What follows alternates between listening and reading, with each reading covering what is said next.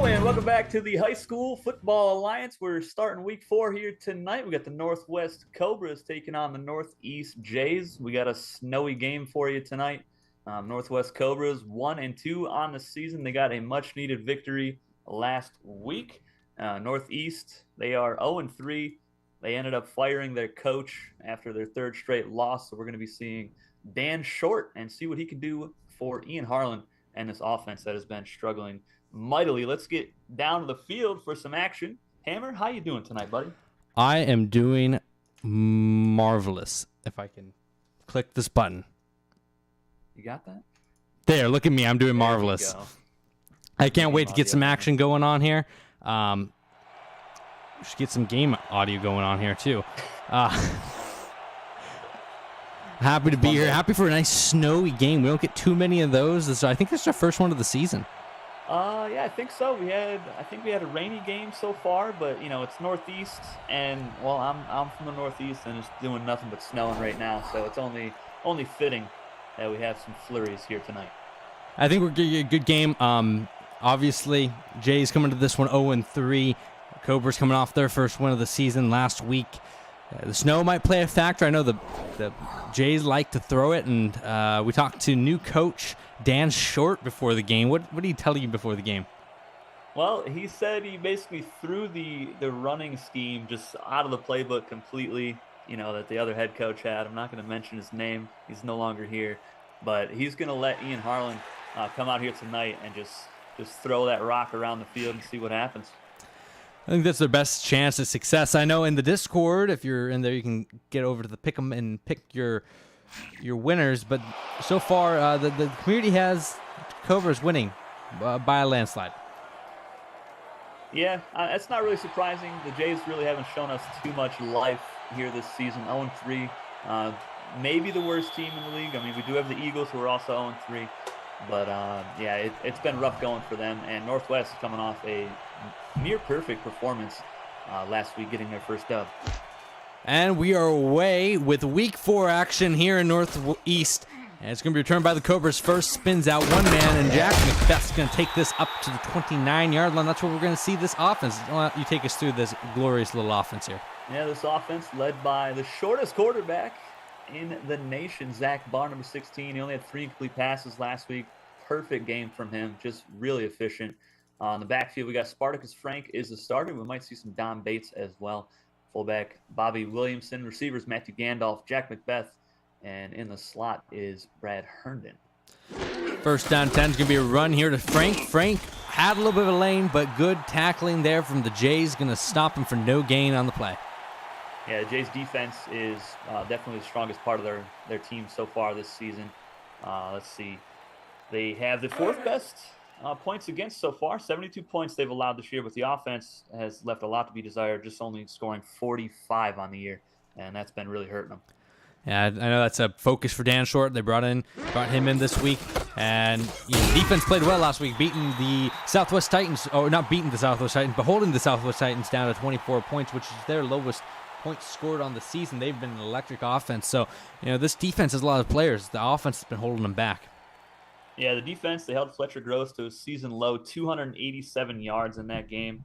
Season low of offense as well, 341. Their lowest that they had previously to that was 423 yards back in week 1. But, they also had their worst offensive output last week too. Zach Barr is going to throw this cross middle. His first throw is going to be caught down past the 15. Zach Barr coming off an incredible game that led him to a Player of the Week honors as he went 26 of 29 for 303 yards, 2 touchdowns, and now 133 QBR last week. What do you expect from him tonight? I expect the coach to let him come out and do pretty much the same thing here. He was 89% last week, which is absolutely phenomenal. No turnovers, only sacked 1 time as well, so keep him up on his feet.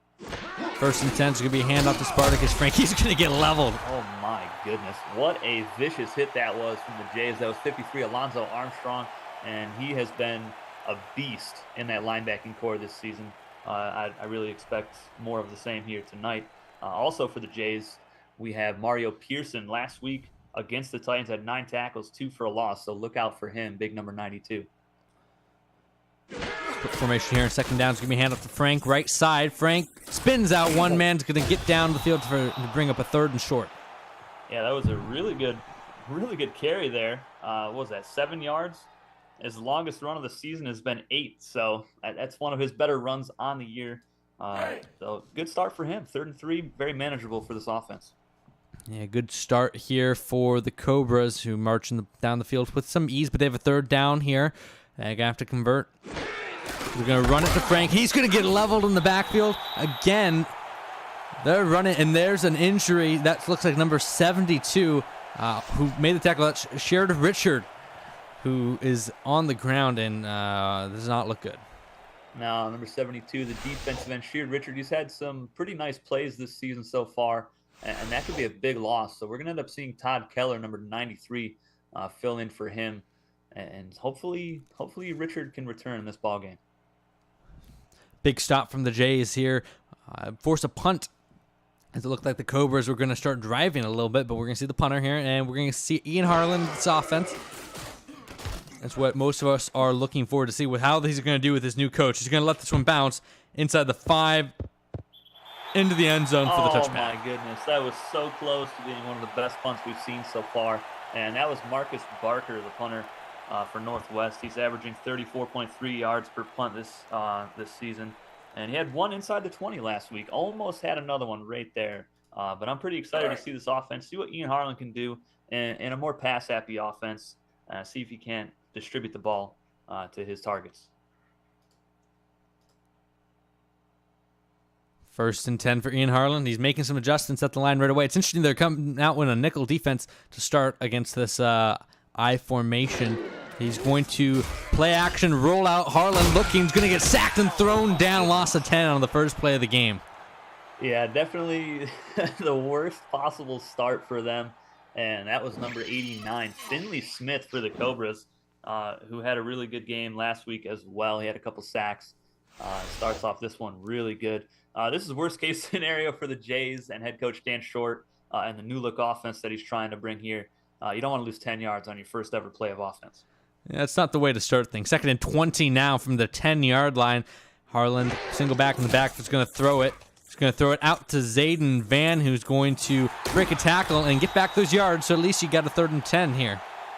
Yeah, not a bad play there to the running back, Zayden Van. We're probably not going to see a whole lot of him on the ground or Marcus Madre. Those 2 running backs, they really struggled last week against a lackluster defense of the Titans. And, I mean, they only had 10 yards on 14 carries, so expect to see some swing passes out to them to at least try to get the ball to them. 3rd and 10, 4 receivers set for Northeast to see what they can find here, as their first this drive was set back on the first play of it. Harlan going to throw right side, and it's caught. 1st down, and Harlan standing in the pressure and getting a nice completion to move the chains. Yeah, really good out route right there. That was number 83, I believe. That was Nigel Sams, his first catch of the day. But you got to get him involved quite a bit here. Definitely their top target. I'd like to see some Brian Walters as well, number 86. Indeed, it is fitting. Marvin, Battle of the North here, the snow game. It's too perfect, and we didn't even script it. Ian Harlan, play action, throws across the middle, is going to get caught. 1st down to midfield. Nice play design there. He had a man wide open. Yeah, that was beautiful play design. And who was at the tight end? Yes, that is Trev Bridges, number 84. And look at this throw from Harlan. Another play action pass, which is kind of surprising, given that they're not able to run the football at all this season. Faking the handoff to him. But great play, executed perfectly. And Ian Harlan starting to find some rhythm early on in this first drive. Maybe they're trying to exposure therapy, numb the defense to the handoff. So when they finally do hand it off, they don't think it's real. 1st and 10 here. Harlan, high snap across the middle, is going to catch it complete for gain of 5. Yeah, and I think the play action, that's more of a case of throwing to set up the run, I guess, instead of the other way around, which most teams do. But there was an injury there. It was 1 week for Sheard Richards, so he'll just be out for the rest of this ball game. We'll see him back in week 5, so not a huge loss there. Not too bad. He'll be back next week. Another play action, this time to the fullback, out route, caught. 1st down again. This play action offense here, Harlan's 5 for 5 on this opening drive. Yeah, he is executing perfectly right now. And over 10 yards, a completion. And Nigel Sams is killing the cornerbacks on the out routes right now. Nicholas Wallace and Anton Elfiage for the Cobras. They're having a rough time covering. Might have something to do with the snow. Maybe they're slipping a little bit. But Sams is definitely taking advantage of it. Looks like this offense is much more West Coast, a little bit quicker, getting that ball out quicker than we've seen in the past. Harlan under pressure, steps up, throws left side, and that's caught. Nice little play to get 2 yards out of that. Yeah, they didn't get a lot of yards there. It wasn't a barn-burning play, but Harlan stepping up in the pocket, avoiding the hit, and finding an open receiver there. That was, who was that, 30? That was Emery Schofield, the fullback, making his first touch of the day. We have a lot of good fullbacks in this league. It's nice to see them getting involved early. 2nd and 8 here for the Jays as they have 3 receivers, 2 backs in the backfield. They're going to throw it again. Harlan under pressure, throws across the middle, and that's going to be the first incompletion. He had it in his hands, couldn't bring it down, and that's the streak's going to end at 6 straight completions to open the game. Yep, he was 6 for 6 with 54 yards, having a great time there, but Nigel Sams can't haul that one in. And that's been one of the biggest stories of the season for this offense is drop passes and, people just not getting open downfield. Obviously, no running game. The entire weight of this team has been put on the shoulders of Ian Harlan. And they've been helping him out a little bit here today, but drop there on 2nd down. 3rd and 8, see if they can convert. Bottom of the screen, he had a man, but he didn't get to him. That one's almost picked. Trying to throw across his body under pressure, and the drive that started so well is going to end, and they're going to have to bring out the punt unit. Yeah, they're not in field goal range right now. It'll be a 53-yarder for Jonas Stone. He missed a 40-plus yarder last week, so I expect Dan Short to definitely send out the punting unit. But kind of a tough end to that drive. Harlan had him moving really good. Just a drop pass kind of killed him there from Sams. And then Harlan again, on 3rd and long, trying to force a pass downfield into tight coverage. Didn't quite work out for him. Punt is up and away. One thing to think about with Ian Harlan here is that punt is going to... What a punt! Oh, my goodness. Wow. Yeah, that is Terry Saunders, the punter. Now, last week he averaged 34 yards per punt, and he had 2 inside the 20. So, on 6 punts. So, he is a really good punter. Definitely helping out the defense here tonight already. Wow, I completely interrupted my train of thought there with that impressive punt. I was going to say, it looked like one issue for Northeast on that first drive was pass protection. Harlan was under a lot of pressure. Those quick throws kind of helped it earlier, but as they got later in the drive, it struggled. Frank struggles to find yards, and he's going to lose one. Yeah, that was number 70, Ryder Bancroft, the defensive tackle, coming up to make this stop. And a loss of 1 on the play. Let's see if they'll go to the air here with Zach Barr. Could be a little risky this close to the end zone, but the running attack has not been great for the Cobras this year. 2nd down from the 4. See what they draw up here. Weak eye formation is going to be hand up to Frank, who's going to get tackled for another loss of 1 and 3rd and long coming up. Yeah, and that was 93. The man filling in for Sheard Richard. That's Todd Keller at the new defensive end spot there. Just a great play. Just broke off his block, made a nice tackle, and Spartacus Frank, not really known for, breaking a whole lot of tackles. So now we're going to have to see a pass here from Barr. You would think 3rd and 12. See what they draw up here from the 3. It's going to be a handoff up the middle to Frank, and they're just going to be content punting it. So they got a net 0 yards in that play, and we'll get to see another punter for Ford to take note of. Yeah, we're gonna see Marcus Barker come out. He did have 1 inside the 20 last week. He's not going to have 1 here, obviously, from the 5, unless something absolutely just ridiculous happens. But he's averaging 34 yards a punt, so it's not terrible here in high school. Out of the shadow of his own goalpost, he gets this one out. Decent punt to the 45, or to the 40, and he's going to return that to the 37. But plus field position for the Jays to start this drive off, and they need to get some points on this one. Yeah, they're only 1 yard farther back than how their drive ended at the 36 last time out. So I expect some more Ian Harlan here, probably attacking the out routes again. Sams was doing really good, and we got Trev Bridges over the middle as well. But we haven't really seen Walters or York Bass so far, the slot guy. 1st and 10. Harlan, 2 backs in the backfield. See what they draw up. And it's going to be a pass. Harlan, quick step drop across the middle. Caught. And that is going to be Number 16. Who's that? That was Brian Walters. 16? That was Brian Walters, 86. 86. Yeah, his first sighting of the day. Nice little catch there. 6-yard pickup. They're just about in field goal range. Jonas Stone does have one of the stronger legs, so they could probably try one from here. They let him try a 40-plus yard field goal last week, unsuccessfully, but at least the coach had faith in him. 2nd and 4 here. Drop back, slipped a little bit. Cross the middle is going to be caught. And another first down for the Jays. This time it was to Nigel Sams. Yeah, Nigel Sams making up for that drop that he had at the end of that last drive. And look at this play from Harlan. Almost fell down on his face and somehow stayed up in the snowy field here and delivered a nice pass to move the chains. They're at the 23. They're definitely in field goal range now as we see if somebody wants to get the first points on the board here tonight. Maybe the first run is they're in I formation. Marcus Madre in the backfield. We'll see if they go to him or are they going to throw out of this. It will be a throw out of this formation. Swing route to the fullback, Emery Schofield, who will truck ahead for a gain of 7 or 8. That was a really good run after the catch by Schofield. His second catch of the night, and he's got 10 yards. Almost had a first down there, broke a tackle. And it's a very manageable situation here. Playbook wide open on 2nd down and 2. We still have yet to see a run. Dan Short in this air raid offense, single high safety from the defense. Let's see what they do here on offense. It's going to be a run. This one to Van, and Van's going to lose 3 yards, and that's why they haven't been going to him. Yep, 1 yard and loss of 3 already. I mean, that's why they just haven't really run the ball a whole lot this year. Like I said before, last week running backs combined 14 carries, 10 yards. So I expect them to kind of just shy away from that here, especially on 3rd and 5.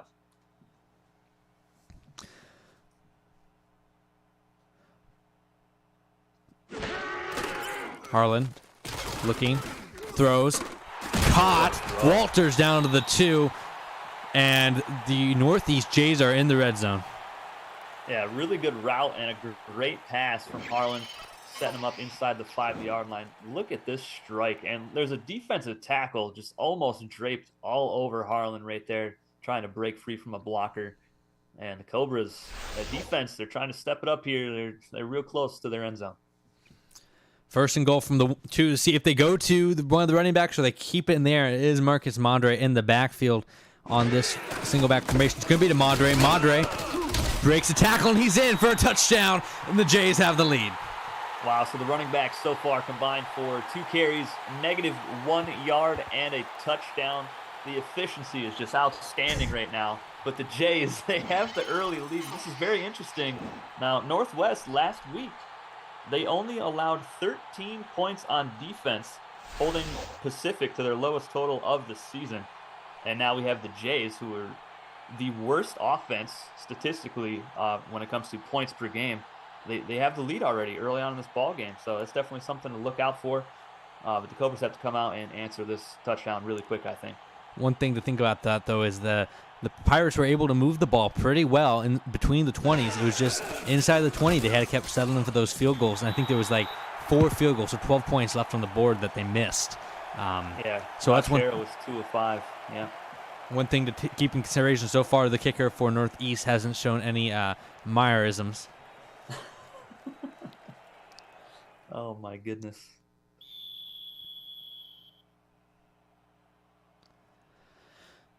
We'll see what Northwest has up their sleeves, as they have been pretty lethargic so far in this game. They had bad field position of their second drive. This return from Bates, Bates is going to get tackled at the 23-yard line. Yeah, the one drive they had, they got past the 50, just they weren't in field goal range, had to get rid of it. Interesting that Macbeth isn't returning kicks when he is a very good returner. But at least the Cobras are trying to get Don Bates involved at some point in this game here. That's very true. The runs can produce points for. I mean, statistically, it's better for the Jays to lose yards if you look at the statistics. Yeah. Throw here from Barr is going to be across the middle and dropped. He had his man a little bit behind him, and Lance Swift couldn't haul it in. Yeah, Swift so close to getting that one. That was a tough pass there, too, in between 2 safeties. But the quarterback put it on the money.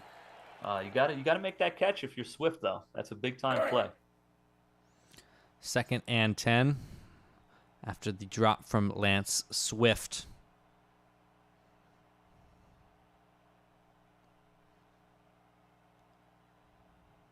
We hand off up the middle to Frank, and the runs have not worked good for either of these teams tonight.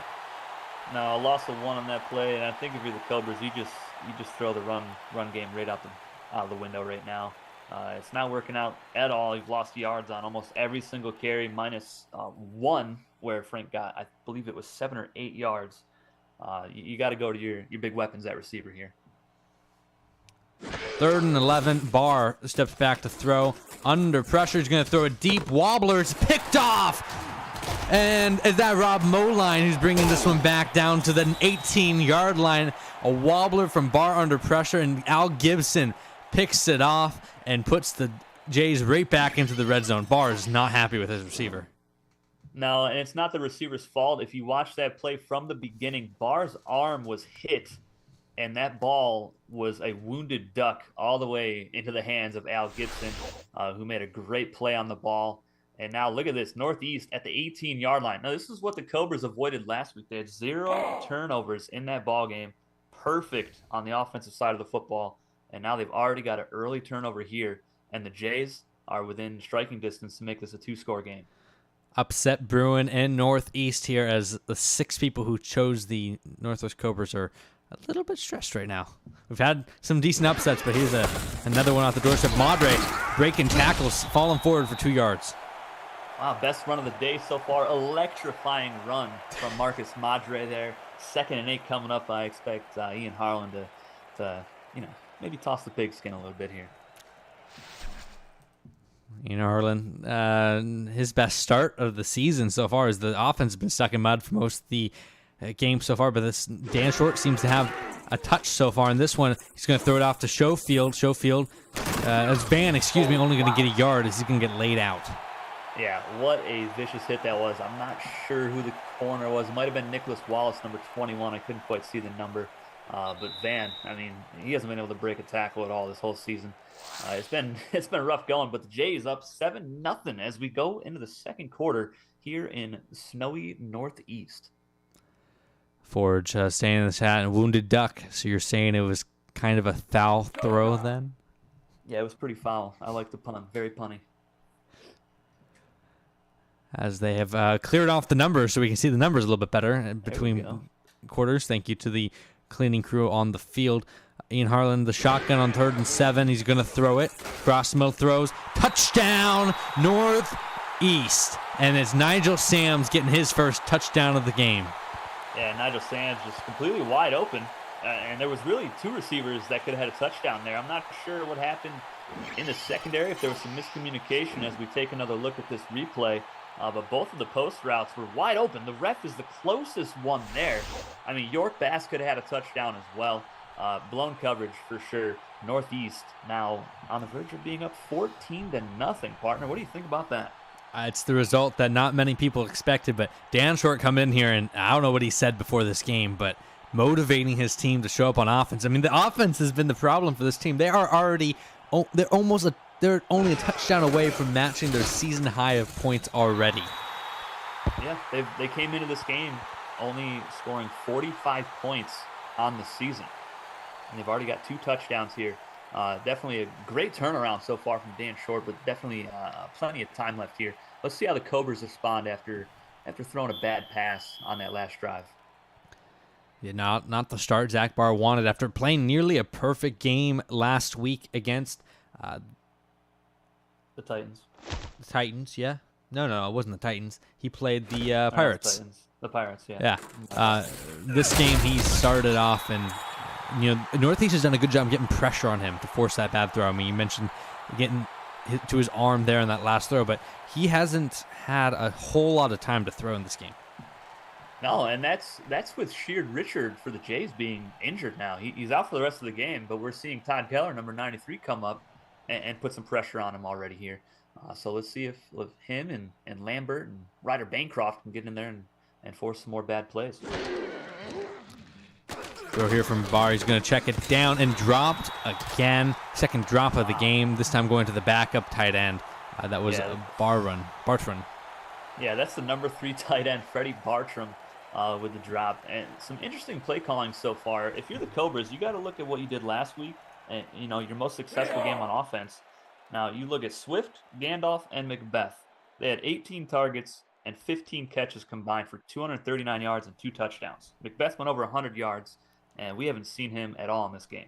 Or Gandalf. And no targets for either of those. As we speak of it, there he appears, Matthew Gandalf, getting near a first down, but they're going to call it inches. So good pass there. 29 yards passing, though, so far for Barr. Ian Harlan, definitely a better quarterback here today. But you got to find your guys. Like I just said, all those targets, 15 catches on 18 targets. These are your go-to weapons. So far, we've seen a drop from Swift, and then he's throwing it to his third-string tight end. Some questionable play calling, I think. Yeah, hopefully they can turn it around for the coach's sake. I don't think we'll see him fired mid-season, but not a great start as Frank can't even get back in the line of scrimmage. They're going to lose yards and have to punt it again. This ferocious Northeast defense is smothering Northwest right now. Yeah, and that was Al Gibson coming up in run support. He had the pick, and now he's got a tackle for a loss, forcing a 4th down. And we're going to see Marcus Barker come out here for another punt for the Cobras. The Jays are cruising right now. I expected the Jays to put up a fight, but I did not expect this. Return, and it's going to get to the 32. That's where this offense is going to get going. If you're the Cobras, what do you do right now to try to slow down the offense of the Jays? Well, you got to get some pressure on Ian Harlan. He's said, even with the pressure, he's been stepping up in the pocket and still delivering strikes. So while you're getting that pressure, you got to get to him. You got to hit this quarterback and make him, force some bad passes downfield like Zach Barr was made to do a couple drives ago. 1st and 10 here. Harlan drops back to throw. Good pocket. Throws it deep across the middle. It's going to be caught, brought in. What a catch there. Nigel Sams, 69 yards on 5 catches today. Yeah, he is having a great day so far. In this new look offense brought by Dan Short, it's not, your typical air raid offense. They're under center. They've got a halfback, a fullback, sometimes 2 or 3 tight ends. But they're still throwing out of all these formations, so it's definitely a little bit different. But you know what? It's working so far, and the Jays are marching again. 1st and 10 on the Cobra side of the field. We'll see what they have here. They're going to hand off to Madre. Madre can get tackled for a loss of 2, and he's, I think, down to a net 0 yards today. Yeah, I don't know why they keep going after the ground game, but that was Sammy Sanchez, the defensive tackle, coming up on the stop, and just less than stellar ground attack here for Northeast. It's really a weak running back class all over, honestly. Harlan drops back to throw. He's going to throw it deep right side. Has a man. He caught it down the field to the 16. The defender was in position, but placed it perfect. And that was number 80. Is that Art Swain? That is Art Swain, the number 4 receiver. So Harlan distributing the ball all over the field. And look at that. Just a beautiful pass. The DB, number 24, Anton Elfiage, just got way out of position, about 2 or 3 yards ahead of the receiver. Maybe couldn't slow down his momentum here in the snow. But another good throw from Harlan. And where has this Jays offense been? And this doesn't look really good on the former head coach of the Jays, Jack Hunter, as they're throwing an out route here, and that's going to be broken tackle inside the 10-yard line. And I think you're right, Forge. I think Dan Short did tell his team to stand tall because this team is playing with some ferocity right now. Absolutely. He came into that locker room after he got the head coaching job, and he told them, guys, this season is not over yet. They need, 4 or 5 wins maybe to get the playoffs, but they're playing with a chip on their shoulder right now. That's for sure. Van up the middle. Van has a lane. Van to the goal line, touchdown. And the Jays with a 3-score lead here with 8 minutes to go in the first half. Wow. This is just blowing my mind right now. Both running backs, after going 14 for 10 yards last week, they don't have yards here today, but each of them has a touchdown. And this Jays team is just on a roll right now. What does Northwest do? What does their offense do here? The defense can't stop them, so the offense has to do something crazy. This has got to be one of the most electric, terrible running games I've ever seen. It's just so bad, but it's so good. Making it work when it counts, I guess.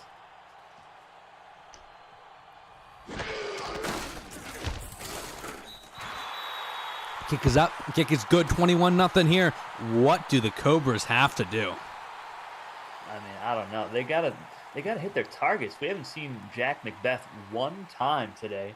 Last week he went over 100 yards, and I just don't know what the play calling is so far today. You know, Northwest, they played a perfect game on offense last week, which is what they needed to do to get that first win, get that out of the way. I don't know if they let that go to their head, but whatever they're doing today is just not working. Bates from the 10, going to take this one up. Can't spin out the slew of defenders, and he's going to tackle the 26-yard line. Yeah, Barr's got to come out. He's got to find Gandalf, Macbeth, and Swift. I mean, Swift, he dropped a pass over the middle today. Could have been a big-time gain, but, I mean, you got to get away from the running game because Spartacus Frank is just non-existent.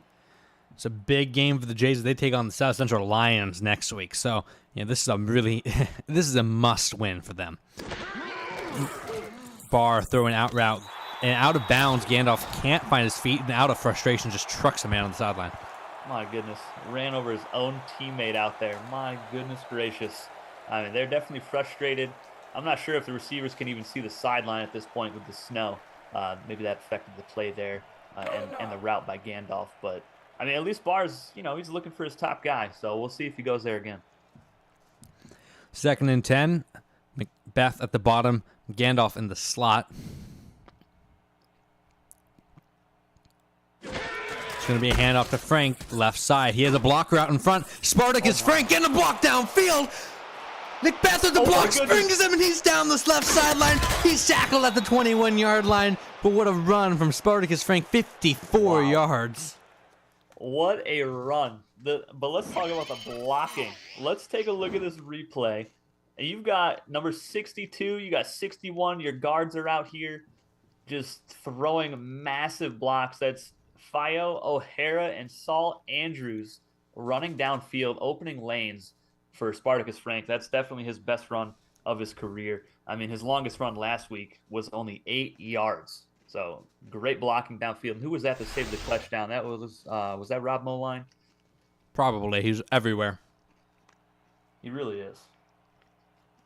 My goodness. Down to 21. That. That is indeed what they needed. Barr under center.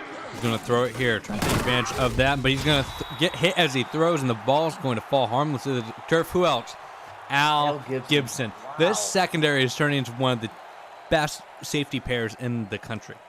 Yeah, and they kind of just came out of nowhere starting last week with Moline going crazy. I just don't know where this guy's came from. Moline last week had 2 tackles, 3 pass deflections. He had a pick as well. And now Gibson having himself a day here in this game against the Cobras. 2nd and 10 now from Zach Barr under center. He's going to throw it again. Going to throw the lofter and just overthrows his receiver. That was Lance Swift again. He has not been able to hook up with that man too much today. And another missed deep throw. Yeah, now we have another 3rd down and 10 for the Cobras. They are in field goal range. Their kicker can make it. It's Michael O'Brien. He was 3 for 3 last week with a long of 46, so this is definitely in his range. But if you're the Cobras, you want a touchdown here. Absolutely. 3rd and 10 for receiver set. They're going to throw it, see what they do. It's going to be an out route short of the sticks, and that's just brutal. Yeah, a great route, just 2 yards shy of the sticks. And look at that Barr, just 37 yards passing here tonight. And now the Cobras, they're going to have to settle for a field goal, but, they'll finally get on the board. Michael O'Brien, like I said, perfect last week, 3 for 3. I expect him to kick this right through the uprights here. They're coming out in offensive formation, see if they go for it. Or if they're just bluffing. Looks like they're just going to bluff and take a timeout. Yeah, I don't hate that. It's almost halftime. It's not really a waste of a timeout. Now, if that's like in the 3rd quarter, I'd be upset. But Gail Battle, head coach for the Cobras, trying to use a little bit of strategy here before the half. But now we will see Michael O'Brien head out on the field as Gale Battle is screaming at his quarterback.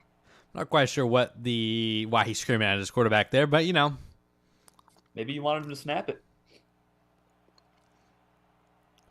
Kicker coming out is Michael O'Brien, as you mentioned, trying to get some points on the board. It's all been Northeast, and you mentioned Barr. We can't put all the blame on him. He did have a couple drop deep passes to Lance Swift and others, but really he's had to be the one to elevate this team, and so far he hasn't been able to do that, as the Jays are now their lead is cut to an 18-point lead. Yeah, I'm not sure, if that interception may have rattled Barr or not. But he's got to shake it off. He's got to keep finding his guys. You got to find Gandalf, especially on that 3rd and 10. We're throwing to the sideline, but just short of the sticks. You got to look for a deeper route there. That interception might just be in his head a little bit.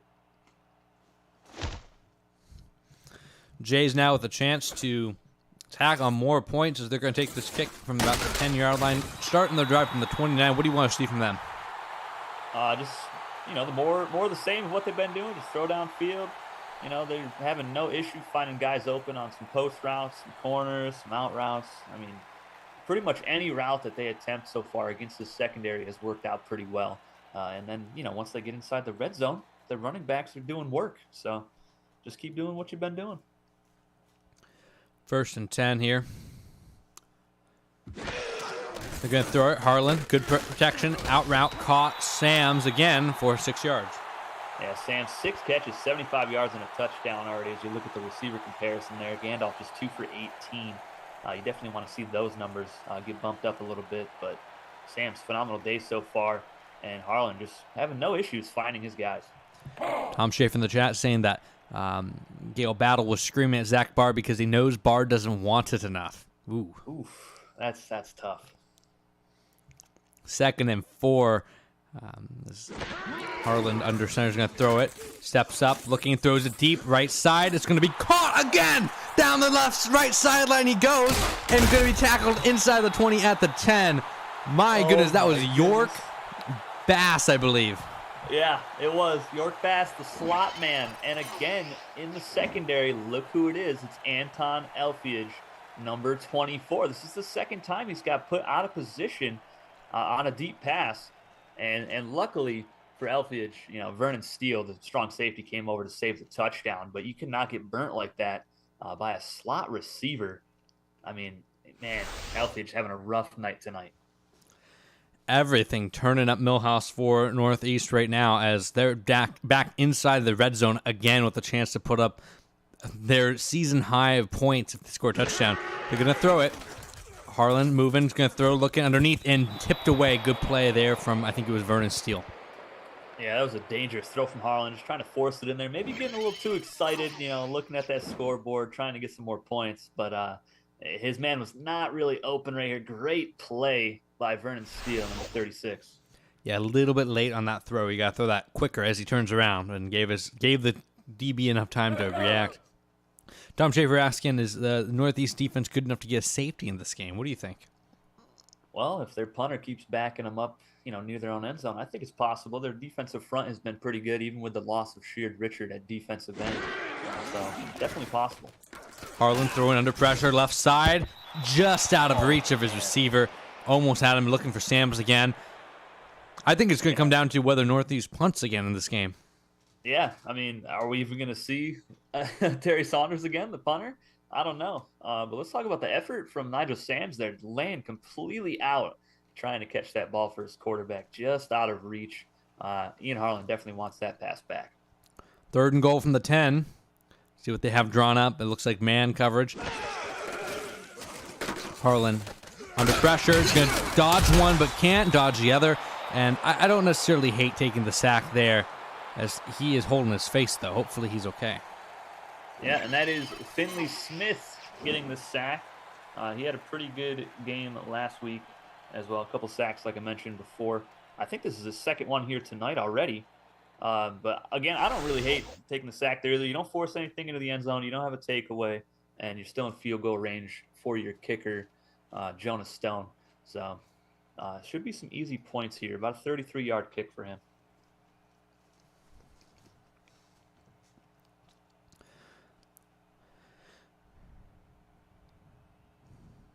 Good snap, good hold, good kick, and it is good. And the Jays have set their new season high in points in Dan Short's first game as head coach. Yep, 24 points here tonight. They entered the game with 45 total.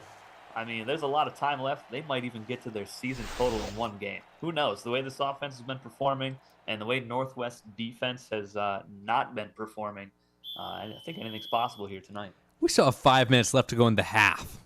Yeah, there's a lot of game left. Northwest needs to get off the bus.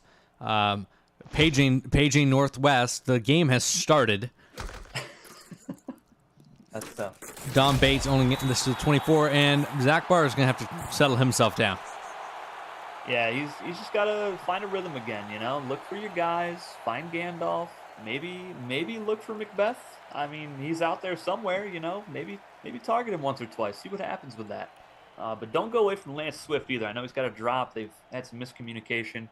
But I think if he finds that tight end open, that duo is pretty good. First and 10 here is going to be a toss play, and Frank's only going to get 1 yard. Welcome to the chat, Mungo Jerry. This is All-Pro Football 2K8, and you're watching the Hammer Cline Universe, which is a simulated football universe that follows from high school football to college football to pro football. Right now you're watching the High School Football Alliance, which is 8 custom-made regional teams. After this, we have the CFA, College Football Alliance, where you get to see some custom-made colleges and all the way to the pro league. You can join our Discord in the description. Watch along here on YouTube. Whatever you'd like to do. As that throw is going to be Gandalf, and that's the biggest throw of the game for Zach Barr. It's going to get out to the 42-yard line with that one. Yeah, that was a great catch by Gandalf, too. Just diving forward. And look at this throw. Great pocket. And finds a soft spot in the zone. What a catch that was, too. My goodness. And they're at the 42-yard line. So just keep finding your top guys. That's all you got to do here. Forge saying in the chat, avoiding the dreaded 28-3 score. Good sign. Hey, they could get 2 safeties. And the run right side is going to have some space. Spartacus Frank down to the 44, and now the Cobras weirdly having their spark be Spartacus Frank. Yeah, it's very bizarre to me that Frank is the one that's getting this offense going and get some yards. He had 29 carries last week for an astounding 38 yards, a 1.3 average, and a long of 8. And we've seen him bust loose for, a 54-yarder here today, and now this big run to get them into Jay's territory. I'm not sure what's going on with it, but, you know, if you're the Cobras, if you're Gail Battle, the head coach, maybe keep going for him. First and 10 here for the Cobras, and there's going to be a delayed handoff to Frank up the middle. And if he had a little bit better vision, I think he had some yards there. He's going to get tackled after a gain of 0 by number 70. Yeah, that was Ryder Bancroft, the defensive tackle, coming up, making a nice stop there. But yeah, like you said, vision. If he had eyes, that would have been a big time run. Welcome to the chat, Rising Phoenix. Good to see you. Hope you're having a good day. Second and 10 here for Zach Barr. He's going to drop back. Good protection underneath throw. Gandalf is going to go for 6 yards. Yeah, again, finding his top guy. Oh, that wasn't him. Oh, yes, it was. Okay. Gandalf, that's, I think, his 4th catch of the day. That was a nice 6-yarder. Let's see, 3rd and 4. Where do we go here? Maybe I'm still looking for a Jack Macbeth sighting. I'm not sure where he's been all game. I think he's still in the bus. Paging Jack Macbeth. 3rd and 4 here for the Cobras. Where they're going to drop to keep this drive alive. Good protection. Barr throws underneath. And that was to Jack Macbeth. So paging worked, but he forgot his hands in the lobby. Wow. And that's a big-time drop now. It's 4th and 4 from Northeast 38, and it looks like they're going to send out Marcus Barker in the punting unit. At least that's what's in the huddle right now. Just a huge miscue for the offense, and you don't want that right now if you're the Cobras. You're down big by 3 touchdowns, you know, in the opposing team's stadium. It's been a rough night for them. Punt is away, and we'll see where this one lands. There's a man on the ground from a the punt unit, and that one's going to be Oh my goodness. at the 2. Tom Schaefer, where are you? We have safety watch on. There we go. Marcus Barker pinning the Jays deep inside the 5, down at the 2-yard line. That's his second punt inside the 5-yard line today, if I'm not mistaken, right? I think so. It's been a long time. There's been a lot of points scored in between. That's very true. Let's see what Ian Harlan can do. 98 yards away from the other end zone. Harlan under center, 2 backs in the backfield. We'll see if they run here on this play. It will be a run, and that was a good thing because one of those DTs was in the backfield before he snapped the ball. Oh my goodness, who was that? That was number 95, Leroy Darby, making his first play of the game. Only pickup of 1, even though it still says we're on the 2-yard line. They didn't really get away from that end zone too much, so let's see what they do here on 2nd and 9. 2-minute warning here in Northeast as the snow comes down 24-3. I was just thinking, it's funny. The Cobras went from having the biggest upset last week, upsetting the Pirates 30-13, to now about to be upset as it's 24-3. Yeah, and not only would it be an upset, but it's the debut of head coach Dan Short. So, I mean, what a way to, jump onto the scene, right? Hey, starting with a bang toss to Madre, and Madre's going to get tackled at the goal line. Goodness. Oh, my goodness.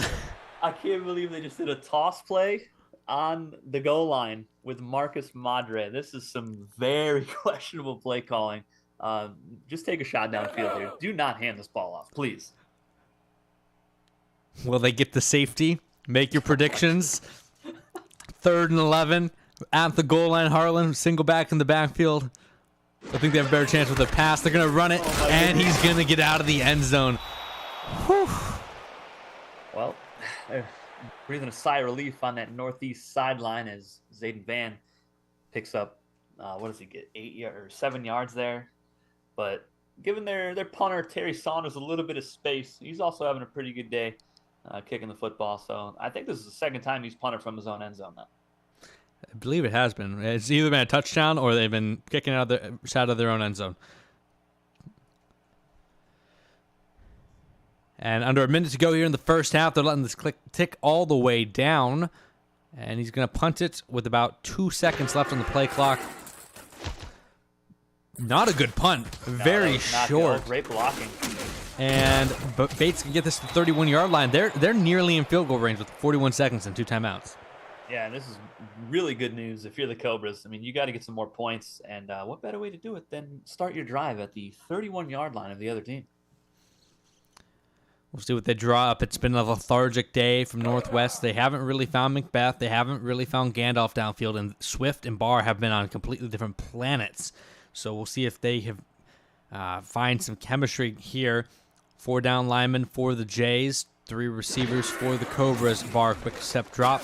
Underneath, going to throw it to Gandalf again, who's going to get about 5. You can call it 6. They're going to go into the hurry up here.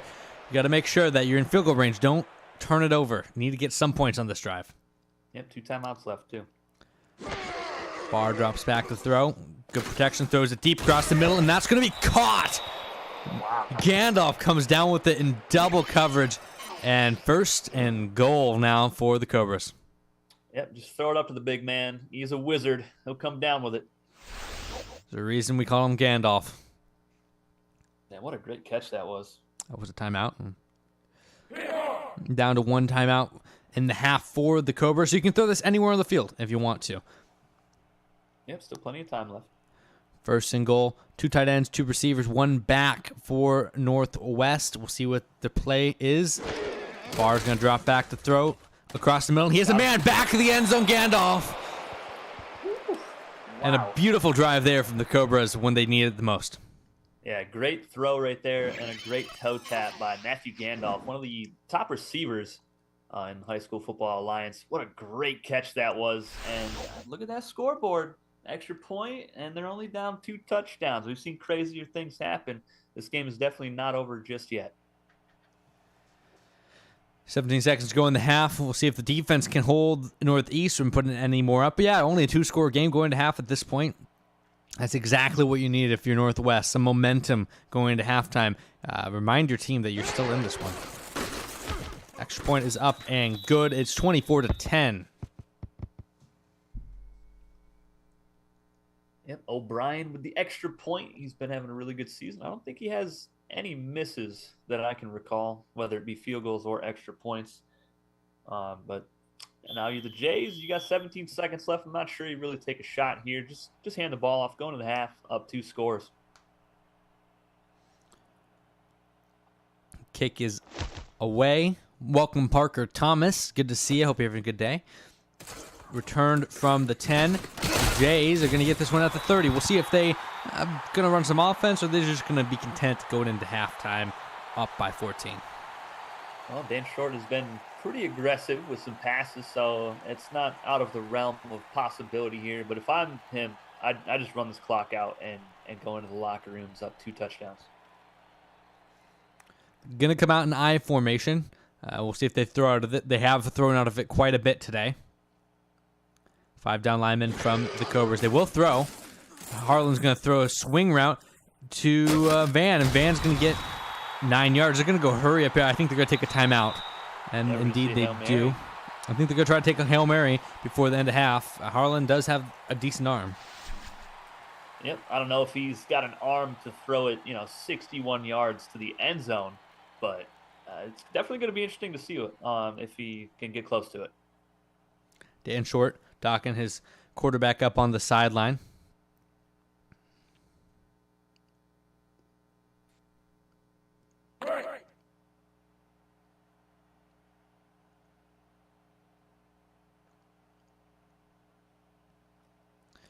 They couldn't come out in a heavy set, so not maybe the best for Hail Mary, but though there is single coverage at the top and bottom and only one high safety, they're going to run a draw, though, and call a timeout. What the heck is Dan Short doing?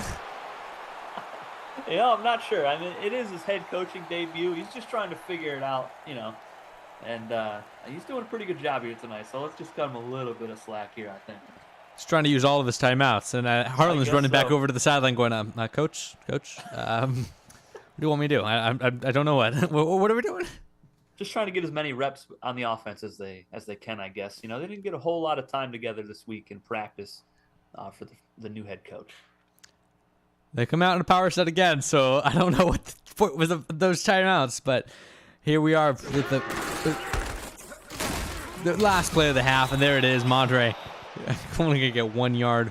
End of the first half. The score is 24-10 here in Northeast.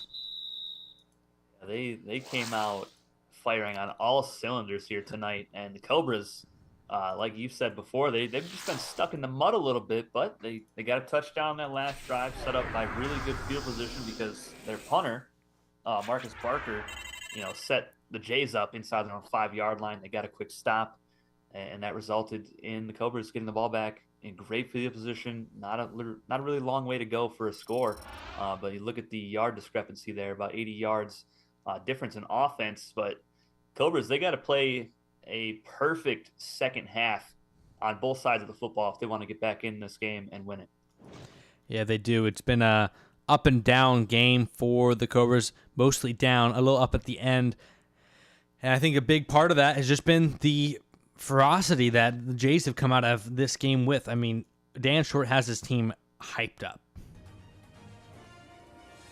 Yeah, they're definitely hyped up. I mean, new coach, new system, and that first drive they came out slinging the ball, and they were having success early on, and I think that really lit a fire under everybody on this team, and just got them even more hyped. So I expect them to come out in the second half and just continue on.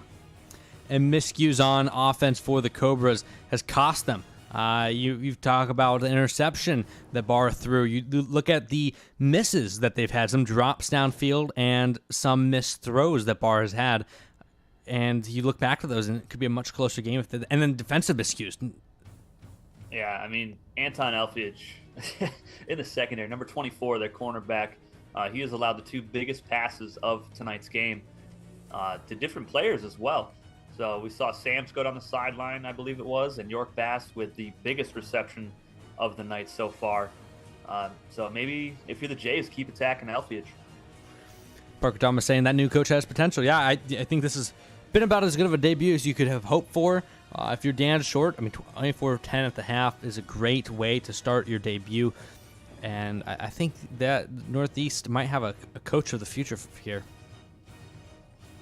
Yeah, I mean, it's early. We've only seen 2 quarters from him, but putting up 24 points, after coming into this game, the team had only put up 45 in 3 games combined. So the future's definitely bright here with this head coach.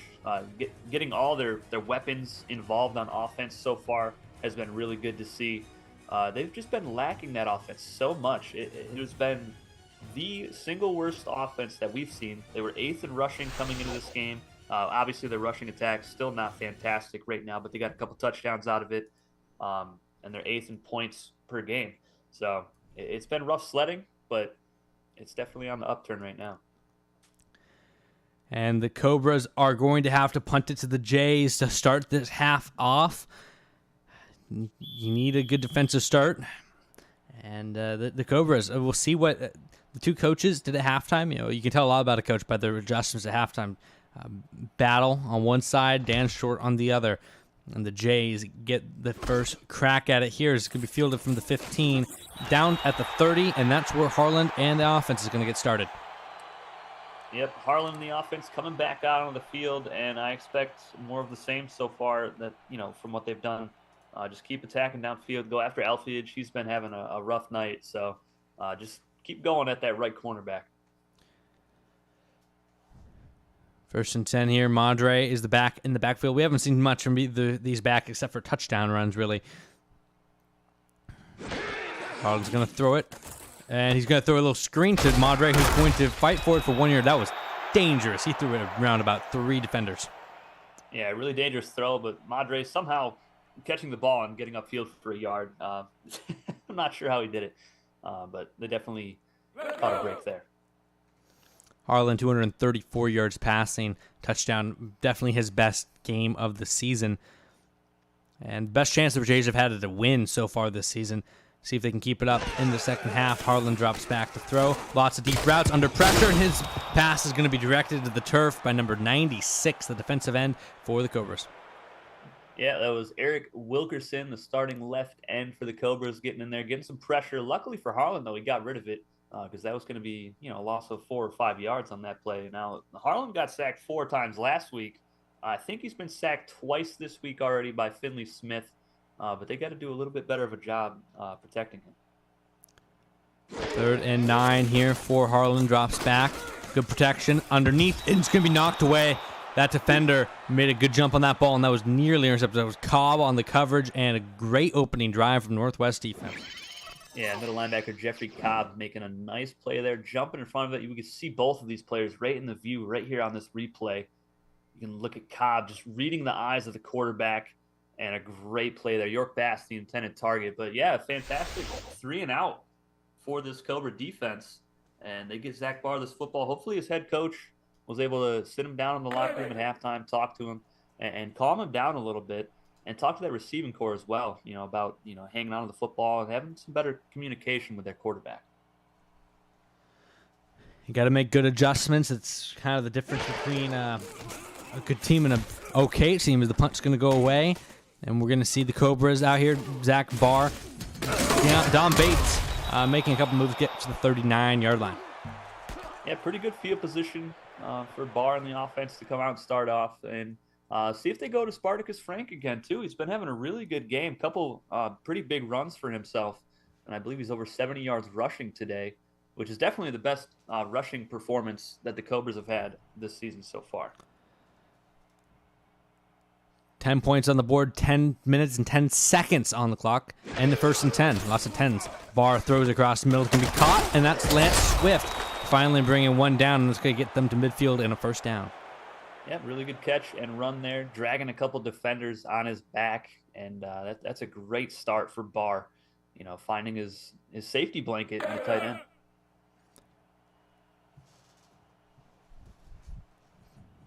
First down now for the Cobras. See what they do here at midfield. Cornerback's playing back. Barr drops back. Good protection. Throws out route. One-handed reception, and that's Lance Swift again. Yep, just keeps going right back to him now. They're probably just going to go to him this whole drive. It's been working so far. 2 throws, 2 catches, about 16, 17 yards receiving. And I like it. Just keep finding him. He's been really good for him all season. 2nd and 4. It's going to be a run to Frank. Frank tackled in the backfield, loss of 3. Great read there from 53, and now a 3rd and 7. Yeah, Alonzo Armstrong, we've called his name quite a bit these last 2 weeks. He is just a tackling machine. He's all over the field and basically comes in unblocked. And Brett Lambert came in to help out on the tackle as well, the defensive end, number 91. 3rd and 7, a big 3rd down. You really need points on this drive just for the momentum's sake, from your mental side of things. See what they draw up here. Barr drops back to throw. Throws it. Right side. Caught! Wow. 1st down, Lance Swift. Put some stickum on those hands, and he hasn't dropped a single pass in the 2nd half. Yep, he started off a little shaky today, dropped his first pass, and then some miscommunication on the next couple passes. But look at that throw. Look at the catch. No gloves needed for Lance Swift. And I told you, this whole drive is just going to be him. And so far, Barr has delivered it. I like that, they had some miscues. Him and Barr had some miscues in the 1st half. And what did they do in the 2nd half? Go right to him. And he's delivered. 1st and 10 now.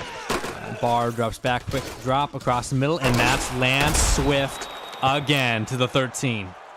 4 targets, 4 catches in 1 drive, and just keep doing it. They can't guard him for some reason.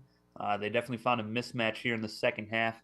I'm not sure if Northeast is just leaving a linebacker on him, but they're not going to be able to keep up with Lance Swift. And maybe want to bring Rob Moline or Al Gibson down to try to cover him. He sees, I don't think he's on the field at this moment.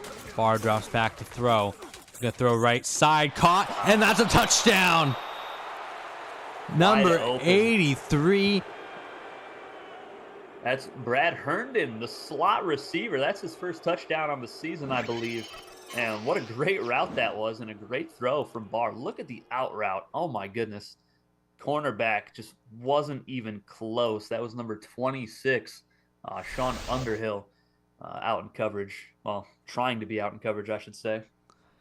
And after being down 24-3, 14 unanswered, has this a 7-point game. Yeah, like I said, they need to play a perfect 2nd half.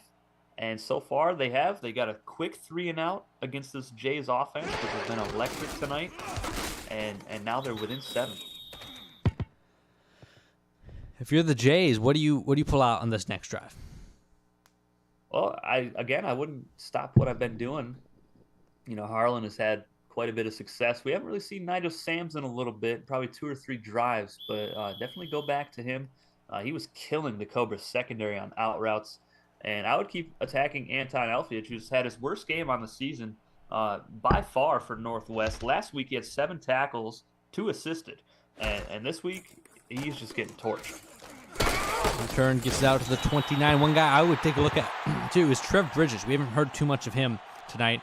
I think Vernon Steele's been matched up on him most of the night, and he's done a good job. Yeah, I think Bridges only had 1 reception in that 1st half, so Vernon Steele definitely doing his job here today, trying to get himself a CFA scholarship offer from one of our 24 schools. 1st and 10. See what they pull out. They're in a power formation, but we know that does not mean a run. And it doesn't mean a run. They're going to throw a seam route, and that's going to be to the fullback, Emery Schofield, down the field. Wow, Emery Schofield, that's his 3rd reception of the ball game. And he's been pretty good out of the backfield catching passes. We saw him last week catch a couple.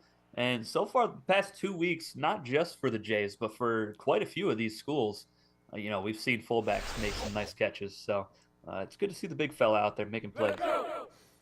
1st and 10 now for the Jays after that. Nice little completion.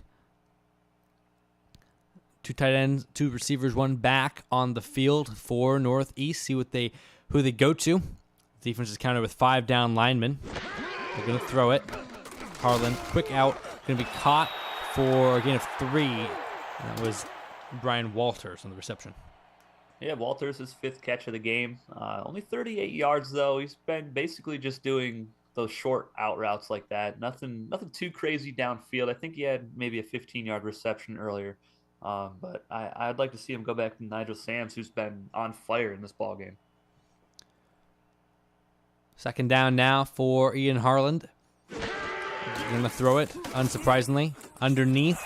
And that's a near first down, getting tackled just short. That was the backup tight end on the reception. Yeah, that was Galladay. Johnny Galladay, number 87, with the catch. Almost got the first down, but I believe it was number 55, Norman Meyer, the right outside linebacker, who came up and made a really nice play. He had a good game last week. Only 2 tackles, but 1 for a loss, 1 assisted, and a pass deflection. So he's not, he makes some plays here and there for this defense. 3rd and inches, going to be a toss play. Left side, Madre stood up, and he can't get there. Oh, my goodness. What a tackle. That's the cornerback, Nicholas Wallace, number 21, coming up in run support. One-on-one tackle against Zayden Van. Very strong running back. Not the greatest running back, but still a load to take down. My goodness, what a play. They're going to punt it away. A fake punt here. Oh, my goodness. And he's just going to stand there and get tackled. Oh, no. A game-breaking glitch, and unfortunately going to hurt the Northeast Jays tonight as the fake punt fails. Man, Terry Saunders, the punter. Man, I really wish that they would have just punted that one away. Saunders has been fantastic tonight, getting the ball inside the 20-yard line. But now the Cobras, all the momentum in the world right now as they're at the Northeast 43-yard line. And, I mean, I expect them to go back to Lance Swift here again. 1st and 10. Hand off to Frank. Up the middle, he's going to get 3. Yeah, not a huge run there, but just getting the offense going a little bit. And that was number 93, Todd Keller, on the tackle. He's the one filling in for Sheard Richard. So I've called his name quite a few times. So he's trying to get out there and make a name for himself here tonight, filling in for his injured teammate. Defense needs to show up. They haven't not had an answer in the last 2 drives for the Cobras. Barr is going to get sacked. Wow. What is his number? Is that number 91, Brett Lambert? Almost gets hurt. End almost falls over. Don't get hurt, young man. You do not have a 4th defensive end on your roster. My goodness, but what a huge play. 3rd and 10 coming up now for Barr and this offense. 3rd and 10. Barr slipping. Oh my goodness. Looking right. Dropping. And that's going to be incomplete. He was looking for Herndon, and the Jays defense stands tall, and Barker comes out for the punt. Wow. That was a critical drop from Brad Herndon, the slot receiver. That was a great throw from Barr after, falling down almost in his drop back. But now we're going to see another punter come out, and hopefully this is not a fake, and they try to pin him deep. Low snap, but he corrals it, and it's going to be punted away. And it's going to land inside the 10, bounce inside the 5, and the man slides into the end zone, and that's going to be a touchback. The snow carries him into the end zone, so the Jays catch a break there, and they're going to start this drive out at the 20-yard line. They need to get something going. They have been just kind of stuck. They just haven't done anything the last few drives. I want to see Ian Harlan take some shots downfield again. They've had some pretty decent success tonight. 1st and 10 for him. He has 2 men in the backfield, 3 receivers spread out.